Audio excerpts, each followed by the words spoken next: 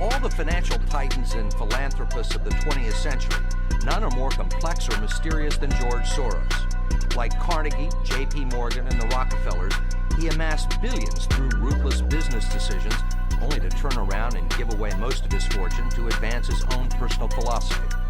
He can move world financial markets simply by voicing an opinion, or destabilize a government by buying and selling its currency.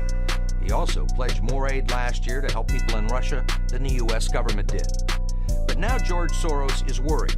He thinks the global economy is coming apart at the seams, and that the world needs to be protected from people like George Soros.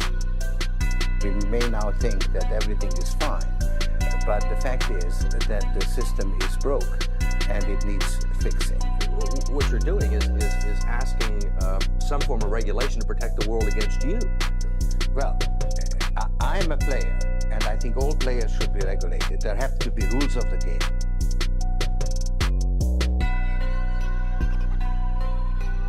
Nearly half of your financial sector donations appear to come from just two wealthy financiers, George Soros and Donald Sussman, for a total of about $10 million.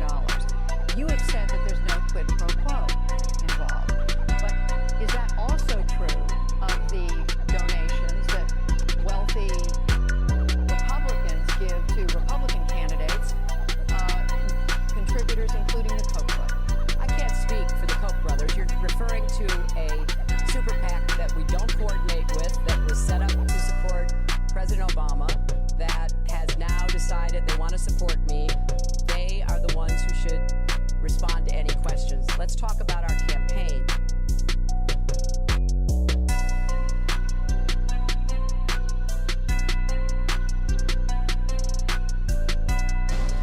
Democrats tell us money is the root of all evil in politics, and for once, they might actually be right. So is it money that motivates politicians? And if so, what's behind that money, and who is the person that pays for it? For liberals, that man is George Soros, and these are leaked memos from the desk of the billionaire progressive. They tell us what's behind that money, and let me just say, it should scare us. Let's take a look at the secrets behind his money.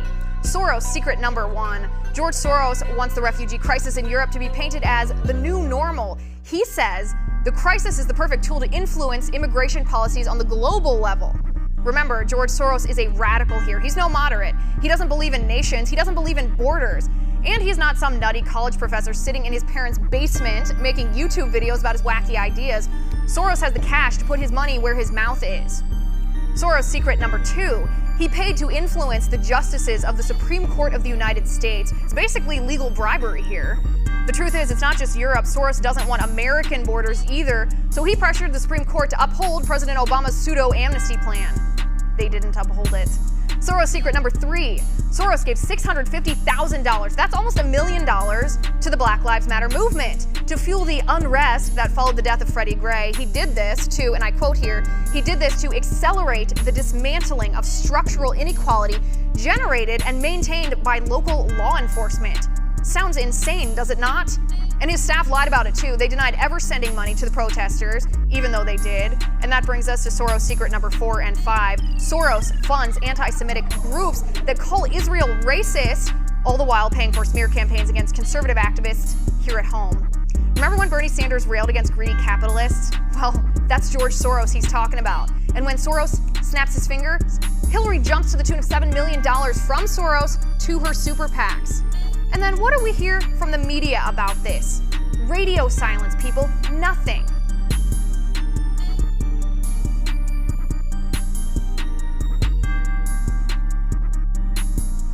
Billionaire George Soros' fund manages about $30 billion for Soros and his family, but the progressive-leaning Soros took nearly $1 billion in losses recently, thanks to the stock market rally spurred by Donald Trump's surprise presidential election.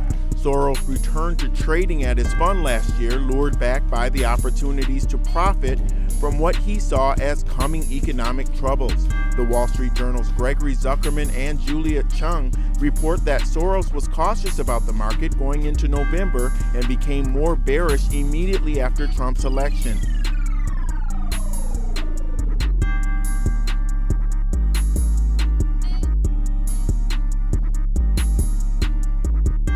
To this here. It's a movement. People are tired of incompetence. They're tired of these incompetent politicians. And there's just been a tremendous surge, and they call it a surge. And if you look at the different polls, it came out 29%, 28%, 40%. The Gravis poll has 40% for Trump. And that's with 17 people in a race. So 40% when you have 17 people is a lot. Right. So there's a tremendous movement going on, and I think a lot has to do with the incompetence of politicians and the government doing so poorly. Well, the reason I ask if you're at an inflection point, because to put it in your pageant parlance, you know, I mean, it's kind of been, it's not a summer fling, clearly, your polls show that, but you're maybe going from the swimsuit competition to the talent competition, and you're about to introduce your tax plan. You've already done your immigration plan. So do you feel now is the time to show more substance, more meat on what you're going to be doing as a presidential candidate? Well, you know, Monica, I think I've been showing a lot of meat and a lot of substance, but people would like to see it in a plan. And the funny thing is, it's mostly people such as yourself and the writers and the journalists and maybe the pundits that would like to see like a 4-page plan or a 20-page plan or whatever it may be. I don't think the people care. I think they have confidence in me. They know what I do is right. You know, the problem with the plan is that point 1, point 2, then you have to change point 3. I'm talking in real life. Right. And it sort of doesn't work that way. You have to be flexible, you have to move, and as the boxers say, you have to go with the punches. Well, I'm going to do that because the pundits want it. But the truth is, I may end up with much better than what I'm projecting, because it's all a negotiation. And the people understand that, but the political people don't. In some ways, it will show where your thinking is and what direction you want to lead the country. That is true. If you become elected. So let's talk a little bit about the broad outlines of where you might go. You said you want to simplify the existing tax code, probably. What do you think you might do on corporate taxes? You've complained about corporate inversions. Corporate inversion is a huge problem. And, you know, honestly, there's a number of things you can do. You can go to a fair tax. You can go to a flat tax. You can go to a lot of different things. I think the quickest and the easiest is simplification of the existing tax code. But we have some ideas for. I understand the tax code probably as well as anybody that's ever done this because I've lived with it for many years. It's extremely complex. You spend millions of dollars on accountants and lawyers and all of this. You have deductions on top of deductions, and then you have givebacks, and then you have takeaways, and I mean, it's ridiculous what's going on. So simplification is the fastest way and could be the best way. And we'll be announcing it in the not too distant future, but I want to lower corporate taxes. I want to lower the rates. I want to get people to pay fair, but I want to bring taxes down. You know, we're the highest taxed nation in the world, number 1, by almost any standard. When you add regulations and all the other things to it, then there's not even a contest. But I want to bring down taxes. I want to simplify taxes. And we want to have something that's going to give people an incentive to do great things. You know, conservatives are the backbone of the Republican Party. And in the past, you've supported a single-payer system, a health system, and assault weapons ban, I think, and abortion rights.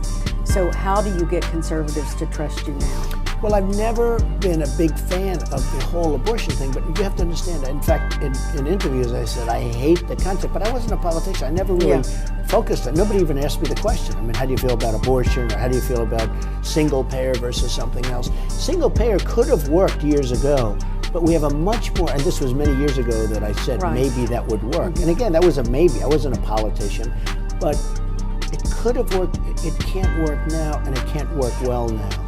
The concept that I have for insurance, which I think will be fabulous, because Obamacare is 2 things. Number 1, the premiums are through the roof.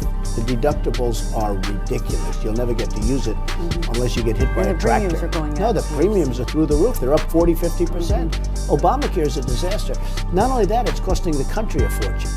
If we could allow the private sector to bid on insurance, when I bid, I have a very big company. When I have people in New York, I just go to New York. They have artificial lines around the state of New York. People from Iowa, people from California, people from New Hampshire, people from Connecticut, they can't even bid on my insurance. And the reason, you know, Obamacare is great. You talk about campaign contributions. Obamacare is great for the insurance companies. The insurance companies are making a fortune with Obamacare. But they have these artificial lines around each state, and you get one bid. We don't get any bidding. If we opened it up, and the only thing the government should do is make sure those companies that are competing are strong financially. Other than that, they shouldn't even be involved. You would have great insurance, great health insurance, and people would be proud of it. You don't drink, you don't smoke, I presume you didn't take drugs, and you did that with your children. That seems a very conservative lifestyle. Is that something that was important to you growing up, and how did you enforce it with your children? Well, as a parent, I'm curious. Right, it was very important. I get a lot of credit because Ivanka's been so terrific. I have, Eric is in the business, and Don, and I have 2 younger children. But I have been asked a lot, your children seems to, knock on wood, I think good, so far so good. You always have to knock on wood because who knows what happens, right? But they are great children. I was always very strong, no drugs, no alcohol, no cigarettes. And I'd say cigarettes because it's a good thing to say. I'd add it. But no drugs, no alcohol, no cigarettes. And I have so many friends of mine that are really smart guys, people that you report on. They come and they say, what do you think, what do you think? But their kids are into alcohol or they're into drugs. I mean, drugs are now the main thing, but they're into drugs and they won't be able to compete. What's one thing that you would like people to know about you that they don't, especially those who are dismissive of your campaign? Well, I think the one thing is I'm a nice person. I love helping people. I have great relationships with people. People think of me as not necessarily nice, but they think of me as very competent. It was very interesting. A woman heard a speech, and I got a very high poll number, but on leadership, I was by far the highest, by many times. On finance and economics and the economy, I was #1 by many, many times. I was killing everybody. But what about niceness? Except on niceness, I was like last. And I said to the people, it was crazy, a CNN poll.